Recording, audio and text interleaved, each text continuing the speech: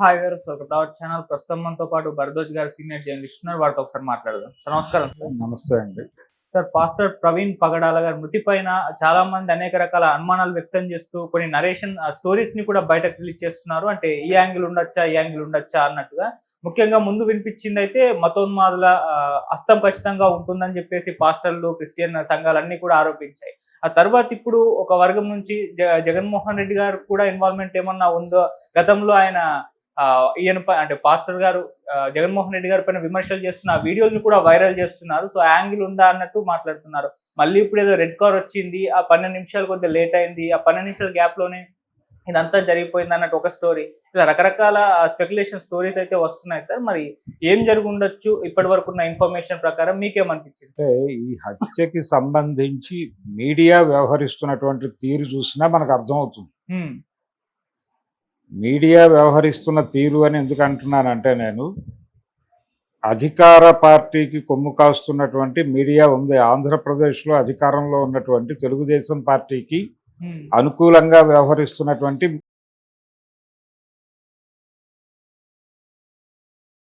తదితర ఛానల్స్, పేపర్లు ఇవన్నీ కూడా ఇది హత్య అని చెప్పడానికి బలంగా ప్రయత్నం చేస్తూనే, ఒకవేళ అంటే ఇది యాక్సిడెంటే, ఇది ప్రమాదవశాత్తు సంభవించిన యాక్సిడెంటే అనే విషయాన్ని బలంగా చెబుతూ, ఆ సందర్భంగానే ఒకవేళ హత్య అనుకుంటే ఇది ఎవరు చేసి ఉండొచ్చు అన్న దిశగా ఈయన గతంలో చాలామంది మీద విమర్శలు చేశాడు. ఆ విమర్శ చేసిన వాళ్ళలో జగన్మోహన్ రెడ్డి పార్టీ కూడా ఉంది అని వాటిని తవ్వి తీసి, వాటిని ఎడిట్ చేసి మార్కెట్లో పెట్టే ప్రయత్నం చేస్తున్నారు. ఇది చూసినా, అలాగే కౌంటర్ పార్ట్ ఉండాలి కదా. పోనీ ఆంధ్రప్రదేశ్లో అధికార పార్టీ మీడియా ఇలా వ్యవహరిస్తోంది, ఓకే. మరి ప్రతిపక్ష పార్టీకి చెందిన మీడియా ఏం చేస్తోంది? సాక్షిలో కూడా దీనికి సంబంధించిన వార్తలు ఏమొస్తున్నాయి, వాళ్ళు ఎలా ప్రొజెక్ట్ చేస్తున్నారు దీన్ని అంటే, వాళ్ళు కూడా గోడ మీద పిల్లివాటంగానే ప్రొజెక్ట్ చేస్తున్నారు తప్ప ఒక జెన్యూన్ ఇన్వెస్టిగేషన్ కనిపించటం లేదు. ఎందుకు కనిపించటం లేదు? ఎందుకు గోడ మీద పిల్లిగా వాళ్ళు మారారు? వీళ్ళు ఎందుకు పూర్తి స్థాయిలో బుల్డోజ్ చేసుకుంటూ పెడుతున్నారు? ఈ బుల్డోజ్ చేయటాన్ని ఖండించే ప్రయత్నం కూడా వాళ్ళు చేయట్లా. అంటే ఇక్కడ మనకు చాలా స్పష్టంగా అర్థమయ్యేది ఏంటంటే, ప్రపంచానికి బూచిని కూడా వాళ్లే చూపిస్తున్నారు. ఆ బూచి కూడా వాళ్ళ దొడ్లోనే ఉంది. ఏది వైసీపీ అనేటువంటి బూచిని చూపిస్తున్నారు. ఆ వైసీపీ ఎక్కడుంది? అది కూడా అక్కడే ఉంది, వాళ్ళ దొడ్లో ఉన్నటువంటి పిల్లి. అది కూడా, అది బయటేం లేదు. బయట ఉందని మనం అనుకుంటున్నాం, కానీ అది కూడా ఎన్డీఏ కాంపౌండ్ పిల్లే. కాబట్టి ఈ నేరేటివ్స్ వేటిని కూడా నమ్మటానికి అవకాశం లేదు. ఎవరైతే ఇప్పుడు హత్య చేయటానికి ఎవరికైతే అవకాశం ఉందో, ఎవరికైతే అవసరం ఉందో, ఎవరైతే హత్య చేసుంటారో వాళ్ళ చేతుల్లో ఉన్నదే ఈ డ్రామా అంతా. వాళ్ళని నేరస్తులు అనగలరు, రేపొద్దున వాళ్ళని అరెస్టు చేయకుండాను ఉండగలరు. మీరు ఎందుకు అరెస్ట్ చేయాలి? మరి ఈ అభిప్రాయం ఉన్నప్పుడు ఇమ్మీడియట్గా అరెస్ట్ చేయాలి కదా ఎవరో ఒకరిని. అట్నుంచి ఆ లోకల్ వైసీపీ బ్యాచ్ని తీసుకెళ్ళి ఏమైనా క్వశ్చన్ చేశారా? అటువంటివి ఏం జరగలేదుగా, జరగవు. జస్ట్ జనాల్ని కన్ఫ్యూజ్ చేయడం కోసం చేసిన డ్రామా అది. వైసీపీ ఎందుకు ఖండించడం లేదు? ఎందుకు సీరియస్గా కౌంటర్ చేయటం లేదు? కౌంటర్ చేయదు కూడా. చేయకపోవడానికి కారణం అది కూడా అక్కడ ఆ కాంపౌండ్లోనే ఉండటం వల్ల. ఆ కాంపౌండ్ బద్దలు కొట్టుకుని బయటకు వస్తే గొడవ వేరు, బయటకు రాలా. కానీ ఇక్కడ ప్రొజెక్ట్ చేయడానికి ఒక అద్భుతమైన కోణం ఒకటి దొరికింది. కాంగ్రెస్ పార్టీ ఇప్పటిదాకా మాట్లాడలేదు. షర్మిల గారు రోడ్డు ఎక్కల, ట్వీట్ చేశారు అంతే. అవి ట్వీట్ చేశారు తప్ప రోడ్డు మీదకి రావాలి కదా ఇమ్మీడియట్గా. హర్ష్ కుమార్ వచ్చాడు. హర్ష్ కుమార్ వచ్చి కూర్చున్నాడు. ఇక్కడ అగ్నిగుండం సృష్టిస్తామన్నాడు, కానీ అదేం కనిపించట్లేదు నాకు. ఆయన చెప్పాడు. వెరీ ఫస్ట్ డే వచ్చి ఆయన చాలా పెద్ద గంభీరమైన ప్రకటనలు చేశాడు. షర్మిల గారు ఇమ్మీడియట్గా అక్కడ హాజరవ్వాలి కదా. ఎందుకంటే గతంలో ఆవిడ మణిపూర్ సంఘటనల్ని ప్రస్తావిస్తూ, మణిపూర్లో క్రైస్తవుల హననం జరుగుతుంటే జగన్మోహన్ రెడ్డి ఎందుకు నోరు విప్పడు అంది ఆవిడ. మరి ఇక్కడ జరిగినటువంటి పాస్టర్ హత్య గురించి ఎందుకు ఆవిడ రోడ్డు మీదకి వచ్చి గొడవ చేయాలి కదా? ఎందుకు చేయట్లా? ఎవడూ మాట్లాడలేదు. కేవలం అదేదో క్రిస్టియన్ సమాజానికి సంబంధించిన వ్యవహారం, ఆ సమూహం తాలూకా వ్యక్తిగత సమస్యలాగా తయారు చేస్తున్నారు. తయారు చేసి మధ్యలో వైసీపీ మీద ఒక 4 మాటలు చెప్పేస్తే వాళ్ళు కూడా ఏమీ అనని పరిస్థితి ఉంది కాబట్టి, వాళ్ళని కంట్రోల్ చేయటం కూడా ఈజీ కాబట్టి ఒక మాట అటేస్తే సరిపోతుంది అన్నట్టుగా వ్యవహరిస్తున్నాయి. ఏది అధికార కూటమిలో ఉన్నటువంటి పార్టీలు. జనసేన ఏం మాట్లాడింది దీని మీద? ఇప్పటిదాకా ఏమైనా సీరియస్గా ఒక ప్రోబ్కి వెళుతూ మాట్లాడారా? కనీసం హోంమంత్రి గారు ఒక మాట చెప్పారు. ఆవిడ చాలా కాన్షియస్గా దయచేసి దీనికి మతం రంగు పూయకండి అని ఒక విజ్ఞప్తి చేశారు. ఆవిడ హోంమంత్రి ఏం మాట్లాడాలో అదే మాట్లాడింది ఆవిడ. దీన్ని మతపు రంగు పూయకండి, దీన్ని మతపు కోణంలో చూడకండి, ఒక హత్య జరిగిందిగా మాత్రమే చూడండి. ఆ హత్య ఎవరు చేశారు, ఒకవేళ హత్య అయి ఉంటే అది యాక్సిడెంట్ అనేటువంటి అభిప్రాయం కూడా ఉంది. అది యాక్సిడెంటా హత్య అనేటువంటిది త్వరితగతిన నివృత్తి చేయడానికి కొవ్వూరు డిఎస్పీతో ఒక కూటమి ఏదో ఏర్పాటు చేసాం. అక్కడ ఒక అదేంటి సిట్టు ఏర్పాటు చేసాం. ఆ సిట్టు దర్యాప్తు చేసి ఒక నివేదిక ఇచ్చిన తర్వాత ఎవరు ఏమిటి అనేది తేలిపోతుంది. దాన్ని బట్టి ఎవరైనా సరే, ఎంతటి వారైనా సరే మేము తప్పనిసరిగా వాళ్ళని కస్టడీలోకి తీసుకుంటామని ఆవిడ గంభీరంగా చెప్పారు. బాగానే ఉంది. అయితే ఈ సీసీటీవీ ఫుటేజ్ కూడా మీడియా ముందు ప్రదర్శించారు. అందులో ఏ విధమైనటువంటి స్పష్టత లేదు ఆ సీసీ ఫుటేజ్లో. అయితే అతని తలకి గాయమైందా అనేది, తలకి బలమైన గాయం ఉంది అనేది ఒకటి ఎస్టాబ్లిష్ అయిన ఫ్యాక్ట్. హెల్మెట్ ఉంది, అక్కడ పడున్నటువంటి కర్రలకి నెత్తురు ఉంది. అంటే కొట్టేసి తర్వాత హెల్మెట్ వేసేసి పడేశారా, లేదు ఇంకెక్కడో చంపేసి ఈ బండి మీద కూర్చోబెట్టి అక్కడ ఈ యాక్సిడెంట్ అనేటువంటి ఒక స్క్రీన్ ప్లే ఆర్డర్లో ఒక డ్రామా నడిపారా అనేది కూడా ఒక డౌట్ ఆల్రెడీ అక్కడ ఉంది. ఎక్కడుంది?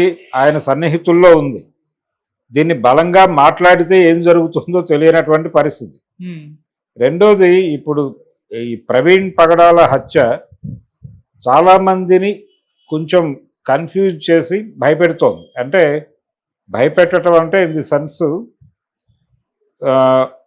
వీళ్ళని వ్యతిరేకిస్తూ మాట్లాడితే ఇలాంటి దాడులు ఏమైనా జరుగుతాయా, జాగ్రత్తగా తలలు భద్రంగా పెట్టుకుని తలలు కాపాడుకోవాల్సిన అవసరం ఉందా అనిపిస్తోంది.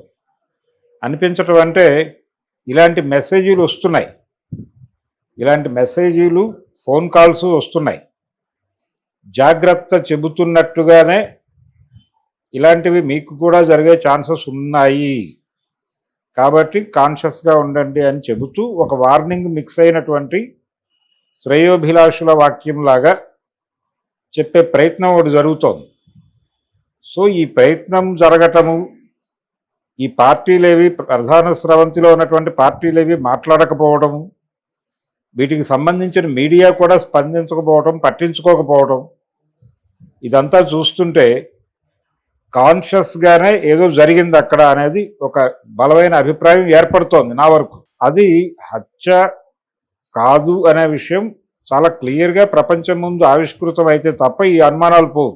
ఓకే, మరి రేపు ఆ కొవ్వూరు డిఎస్పీ గారు ఏం తేల్చి ప్రపంచానికి చెప్తాడో చూడాలి. ఎక్కువ టైం తీసుకోము మేము, అతి త్వరలోనే అనే మాట వాడింది ఆవిడ హోంమంత్రి గారు. మరి అతి త్వరలో అనేటువంటి వాక్యం నిజమా? అలాగే రేపేలుండుల్లో ఏమైనా క్లారిటీ ఇస్తారా, లేదు 1 వీక్లో ఇస్తారా అనేది చూడాలి. ఈ లోపు రకరకాల ఆర్గ్యుమెంట్లు నడుస్తున్నాయి, చర్చలు నడుస్తున్నాయి. ప్రధానంగా ఆ సమూహం నుంచి వస్తున్నటువంటి క్రైస్తవ సమాజం నుంచి వస్తున్న మాటలు అయితే వాళ్ళు భయాందోళనలతో ఉన్నారు. ఇలాంటివి ఇంకా పెరుగుతాయా? అలాగే వాళ్ళకు సంబంధించినటువంటి ఛానల్స్ మీద నిఘా ఉంది. రెండోది, ఇప్పుడు బలంగా వినిపిస్తున్న ఇంకొక ప్రచారం ఏంటంటే, ఈ మధ్య కాలంలో దక్షిణ భారతదేశంలో ముఖ్యంగా మైనారిటీలకు సంబంధించినటువంటి ప్రార్థనాలయాలకి సంబంధించినటువంటి ఒక విషయ సేకరణ జరిగింది అనేటువంటిది. అంటే ప్రతి దళితవాడలో కానీ ప్రతి గ్రామంలో ఉన్నటువంటి చర్చిలు ఏమిటి, ఎన్ని చర్చిలు ఉన్నాయి, లేకపోతే ఎన్ని మసీదులు ఉన్నాయి, ఎలా జరుగుతున్నాయి అక్కడ ఆపరేషన్స్, దానికి ఫండింగ్ ఎలా జరుగుతోంది, ఆర్థిక పరమైనటువంటి వ్యవహారాలు ఏమిటి, నిర్వహణ ఎవరు చేస్తున్నారు, లాంటి వివరాలన్నీ కూడా వాళ్ళు సేకరించి ఒక చోట నమోదు చేయటం అనే కార్యక్రమం ఒకటి జరుగుతోంది. ఇది ఎందుకు జరుగుతోంది అనేటువంటిది ఒక అనుమానం ఆల్రెడీ గత కొంతకాలంగా ఉంది. ఈ అనుమానం నడుస్తున్నటువంటి టైంలో ఇతని హత్య జరగటం, ఈ రెండింటిని కలిపి ఆ సమూహం ఆలోచిస్తోంది. ఇప్పుడు ఆ సమూహమే కాదు, దానికి సోదర మైనారిటీ సమూహం కూడా ఆలోచనలో పడింది. ఓకే, పడి ఎందుకు ఈ వివరాలు ఎందుకు తీసుకుంటున్నారు, గుళ్ళకు కూడా తీసుకుంటున్నారా అంటే గుళ్ళకు తీసుకోవట్లేదు, హిందూ ఆలయాలకు తీసుకోవట్లేదు, కానీ ఇతర మైనారిటీ ఆలయాలకు సంబంధించినటువంటి ఒక విషయ సేకరణ కార్యక్రమం జరుగుతోంది. దేనికి జరుగుతోంది అనేది ఒక క్లారిఫికేషన్ ఎవరు ఇవ్వడం లేదు. చూడాలి, రేపెల్లుండిలో ఏమైనా మారుతారేమో. ఇలాంటి రకరకాల భయాందోళనల్లోకి మైనారిటీ వాళ్ళు ఏదో ఈ దేశం నుంచి వీళ్ళని చంపేసి గెంటేస్తారు అని అనుకోవడం లేదు. కానీ ఇలాంటి హత్యలు జరిపి టెర్రరైజ్ చేసి సరెండర్ చేసుకునేటువంటి ప్రయత్నంలో భాగంగా ప్రవీణ్ పగడాల హత్య ఏమన్నా జరిగిందా అనేది ఒక సందేహం. ఓకే, ఏ ప్రయోజనము లేకుండా హత్య అయితే జరగదు. ఒకవేళ అది హత్య అయి ఉంటే, అంటే హత్య అనటానికి చాలా ఆధారాలు ఉన్నాయి. ఆ బ్లడ్ ఉన్నటువంటి కర్ర ఎందుకు ఉంది, అసలు అక్కడే జరిగిందా, అది యాక్సిడెంట్ అంటే అక్కడ జరిగినటువంటి యాక్సిడెంట్, యాక్సిడెంట్గా బాడీని తీసుకొచ్చి యాక్సిడెంట్ అనే డ్రామా ఆడారా దాకా డౌట్స్ ఉన్నాయి. ఇవి ఆ కొవ్వూరు డిఎస్పీ గారి నివేదికతో క్లారిఫై కావాలి. అవుతాయి అని అంటున్నారు. అయ్యే అవకాశం కంటే కూడా ఆ దర్యాప్తు చేసి బయటకు ఇచ్చినటువంటి నివేదికని నమ్మి తీరాలి అని బెదిరించి బుల్డోజ్ చేసే ఛాన్సెస్ కూడా ఉన్నాయి. ఇలాంటి సందర్భాలు చాలా చూశాను. కాబట్టి ఏం జరగబోతోంది అనేది ఒక క్యూరియాసిటీతో కూడుకున్న గొడవే. అది చిన్న విషయం అయితే కాదు. ఆ పాస్టర్ హత్య, ప్రవీణ్ పగడాల అనేటువంటి వ్యక్తి హత్య, అతని మరణం హత్య అని నేను కూడా అనను, కానీ ఎందుకైనా మంచిది. అతని మరణం అయితే చిన్న విషయం కాదు. ప్రతి పౌర సమాజంలో పనిచేస్తున్నటువంటి ప్రతి ప్రజా సంఘం కాన్షియస్గా పట్టించుకుని దాని మీద దృష్టి పెట్టాల్సిన అవసరం అయితే ఉంది. ఇదే రాజమండ్రి ప్రాంతంలో చంద్రబాబు నాయుడు గారు గతంలో పరిపాలన సాగించిన రోజుల్లో అక్కడ రాజమండ్రి జైలు దాటిన తర్వాత ఈ గవర్నమెంట్ హాస్పిటల్ వస్తుంది. గవర్నమెంట్ హాస్పిటల్ దాటి కొంచెం ముందుకెళ్ళిన తర్వాత వైజాగ్ వెళ్ళే రూట్లో ఒక మసీదులో చిన్న గురువుని చంపేశారు. చిన్న గురువు అంటే ప్రతి మసీదులోనూ చిన్న గురువు ఉంటాడు. అతను అక్కడే పడుకుంటాడు, అక్కడే స్టే చేస్తాడు. అతను ఎక్కడి నుంచో నార్త్ ఇండియా నుంచో వచ్చాడు, అతన్ని చంపేశారు. ఆ హత్యకు సంబంధించి ఆ రోజుల్లో ఏం జరిగి ఉంటుంది అనేది ఒక చర్చ జరిగింది. అయితే ఆ రోజు ఏం జరిగింది, చాలా తెలివిగా అందరూ అక్కడికి వెళ్ళారు. ముస్లిం సమాజానికి సంబంధించినటువంటి చాలామంది అక్కడికి వెళ్ళారు. అన్ని పార్టీల ముస్లిం సెల్స్ కూడా వచ్చినాయి. ముస్లిం సెల్ నాయకులు వచ్చారు అక్కడికి. టీడీపీ, కాంగ్రెసు, వైసీపీ వీళ్ళందరూ, అధికారంలో టీడీపీ ఉంది అప్పుడు. వచ్చినప్పుడు రాజానగరం దగ్గర జరిగింది ఇన్సిడెంట్. వచ్చారు, వచ్చి వీళ్ళెవరూ కూడా అంటే ఆ బాడీని అక్కడికి తీసుకెళ్ళిపోయారు ఇమ్మీడియట్గా అంత్యక్రియలు జరపడానికి. పోస్ట్ మార్టం చేయించేసి ఇమ్మీడియట్గా అక్కడ నుంచి ఒక అంబులెన్స్ మాట్లాడి అతను స్వగ్రామానికి పంపించేశారు. ఇక్కడ ఉంచలా, అంటే ఇక్కడ ఆ బాడీ ఉంటే డిస్కషన్ జరుగుతుంది కాబట్టి ఇమ్మీడియట్గా అంత్యక్రియలు జరిగిపోతే నెమ్మదిగా ప్రపంచం మర్చిపోతుంది అనే ఉద్దేశం. ఈ బాడీని మూవ్ చేసే సందర్భంగా నాయకులందరితో ఒక మీటింగ్ పెట్టారు విడిగా. ఆ మీటింగ్ అయ్యేలోపు బాడీ మూవ్ అయిపోయింది. ఇలాంటి దాని మీద ఉన్న డౌట్స్ అలాగే ఉన్నాయి. అదే రాజమండ్రిలో జరిగింది ఇన్సిడెంట్. ఇప్పుడు ఈ ఇన్సిడెంట్ కూడా అంతే. ఇప్పుడు ఈ ప్రవీణ్ది కొంచెం బయటకు వచ్చి మాట్లాడుతున్నారు వాళ్ళు. ఇతనికి ఒక పునాది ఉంది, ఇతనికి సమాజంలో ఒక గుర్తింపు ఉంది. ఇతను ఆ సమూహాన్ని రిప్రజెంట్ చేస్తూ ఆ సమూహం తాలూకా సఫరింగ్స్ని మీడియాలో మాట్లాడి దానికి ఒక టోన్ ఇచ్చే ప్రయత్నం చేశాడు. ఈ ప్రయత్నాన్ని వాళ్ళు హర్షించలేదు అనేది స్పష్టం. ఎందుకంటే అతని మీద పర్సనల్ లెవెల్లో కూడా అటాక్ చేస్తూ చాలామంది మాట్లాడారు. అలాగే సామాజిక మాధ్యమాల్లో రాశారు వ్యతిరేకంగా. ఇంత చేసిన వాళ్ళు ఈ పని ఎందుకు చేయరు అనటానికి ఒక పునాది ఉంది. అక్కడ మసీదులో చిన్న గురువుని చంపిన సందర్భంగా ఏ రకమైన ఎస్టాబ్లిష్మెంట్ లేదు కాబట్టి అది ఈజీ అయింది వాళ్ళకి కంట్రోల్ చేయటం. అది మేబీ ఇంకేదైనా కారణాలతో కూడా జరిగి ఉండొచ్చు, కానీ అది అన్సాల్వ్డ్ మిస్టరీనే అవును. ఇప్పటికీ. సో ఇది కొంత ప్రోబ్ అవటానికి ఇప్పుడు హోంమంత్రి గారు మీడియా ముందుకు వచ్చి మేము దర్యాప్తు చేస్తున్నాము, దానికి ఒక ప్రత్యేక బృందాన్ని ఏర్పాటు చేస్తున్నాం, ఇవన్నీ చెప్పడానికి కారణం ఏంటంటే దీని మీద కొంచెం ఆలోచించేటువంటి సెక్షన్స్ ఉన్నాయి. రెండోది న్యూట్రల్స్ కూడా ఆలోచిస్తున్నారు. అతని వీడియోస్ ఉన్నాయి ప్రస్తుతం, అతను ఏం ఆలోచించేవాడు ఎలా మాట్లాడేవాడు అని చూడటానికి ఆ వీడియోస్ అన్నీ రిఫర్ చేస్తున్నారు. అతనికి కౌంటర్ ఆర్గ్యుమెంట్లు చేసిన వాళ్ళు ఏం మాట్లాడారు, ఏ ధోరణిలో మాట్లాడారు అనేది కూడా న్యూట్రల్స్ అబ్జర్వ్ చేస్తున్నారు. న్యూట్రల్స్ అంటే తటస్థంగా ఉన్నటువంటి హిందూ సమాజమే. అది మళ్ళీ దీనితో ప్రేరణ పొంది ఈ దుర్మార్గం జరుగుతోంది అని కనుక ఐడెంటిఫై అయ్యి నెమ్మదిగా వెనక్కి జరిగితే వాళ్ళకి ప్రమాదం. కొత్త వాళ్ళని సరెండర్ చేసుకోవటం కోసం జరిపిన హత్య అయినప్పటికీ తమ సమాజంలో, తమ సమూహంలో, తమ ఓట్ బ్యాంకులో ఉన్నటువంటి ఓట్లకి అవి వెనక్కి వెళ్ళిపోతాయేమో అనే భయం కూడా ఉంది వాళ్ళకి. అందుకని అర్జెంటుగా దీనికి ఏదో మసిపూసి మారేడుకాయ యుద్ధ ప్రాతిపదిక మీద చేయాలి అనే తొందర ఉంది. ఆ తొందరనే